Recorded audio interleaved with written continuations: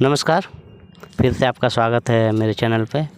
मेरे साथ परमेश्वर भाई हैं, जो कि एक आंदोलनकारी के बेटे हैं, झारखंड आंदोलनकारी के। तो ये कुछ समाज को संदेश देना चाह रहे हैं। चलिए इनसे डायरेक्ट बात करते हैं। आज देखिए, अभी जैसे अंग्रेजी का नया साल आ रहा है, हमारा झारखंडियों का वो नया साल नहीं है। हमारा दूसरा रीति रिवाज है, हमारा दूसरा समय है जो नया साल जिस दिन हम मनाते हैं। हमारा अखंड यात्रा बोलते हैं, उस दिन को हमारा नया साल मनाया जाता है। लेकिन यहाँ पे देखिए, क्रांतिकारी के नाम पे तो सैकड़ों लाखों लोग मिल जाएंगे आपको लेकिन उन्हीं में से देखिएगा कि नया साल, जब अंग्रेजी का नया साल होगा, रात को आपके पास मैसेज आ जाएगा कि हैप्पी न्यू ईयर। और उसके बाद आने वाला है फरवरी में सबसे बड़ा नंगा नाच होता है, संस्कृति का भद्दा मजाक, जो भारत में कहीं भी नहीं मना। भारत का कहीं से भी किसी भी राज्य का वो संस्कृति है ही नहीं, वो विदेशी संस्कृति है। हम आपको पहले वाला वीडियो में भी ये सब चीज़ बताए थे, वैलेंटाइन डे के बारे में, रोज़ डे के बारे में, प्रपोज डे, चॉकलेट डे, ये सब के बारे में। तो ये जो डे बोल के जो है पर्व, ये झारखंडियों का है ही नहीं, ये भारतीय संस्कृति है ही नहीं। लेकिन फिर भी आज लोग मना रहे हैं इस पर्व को।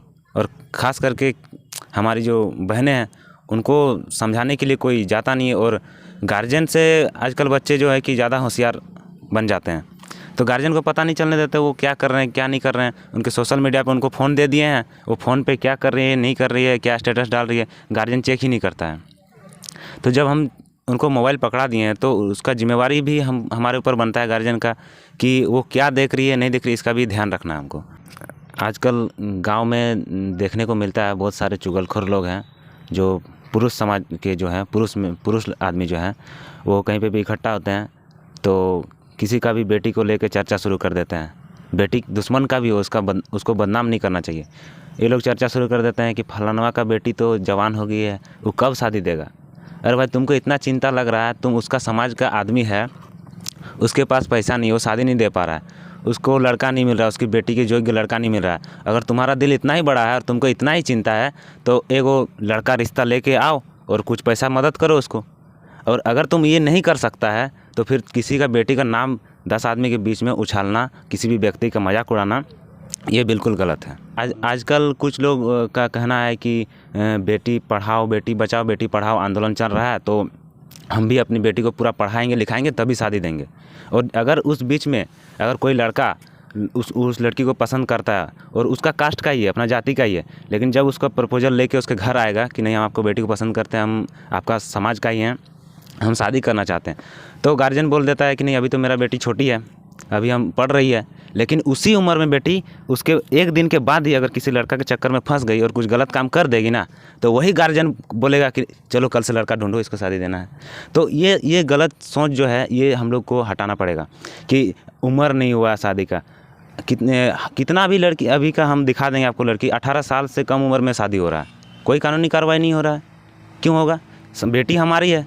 अगर बेटी को हम समय पे शादी नहीं देंगे और कल को ज़्यादा उम्र हो जाएगा, उसके बाद उसको तो कानून है ना 18 साल का भाई। हाँ कानून है, ठीक है, 18 साल से पहले तो गैर कानूनी हो जाएगा। हाँ ठीक है, गैर कानूनी है, लेकिन मान लीजिए उम्र ज़्यादा हो जाएगा, फिर उसको योग्य लड़का नहीं मिल पाएगा, और फिर गार्जियन भी उसको ध्यान नहीं, 18 साल से ज़्यादा कुछ ज़्यादा उम्र नहीं होता है। हाँ, तो फिर ध्यान नहीं दे पाएगा गार्जियन उसको। और उस बीच में गार्जियन जब उसको ज़्यादा एज हो जाता है, तो अंतर्जातीय विवाह की और लड़की चली जाती है। उसको कोई भी दूसरा कास्ट का भी लड़का पसंद आ जाता है, जब वो समझते हैं कि मेरा घर का आदमी हमको ध्यान नहीं दे रहा, और ऑटोमेटिकली जब कोई ध्यान नहीं देगा तो वो तो पड़ेगी ही चक्कर में। क्योंकि एक टाइम होता है जो हम खुल के बोलना चाहते हैं कि हर जिस्म एक समय के बाद जिस्म मांगता है। तो उस समय पे अगर समाज का लड़का उसको नहीं मिलेगा, तो निश्चित है कि वो किसी न किसी के साथ जाएगी। तो जाएगा इज्जत किसका?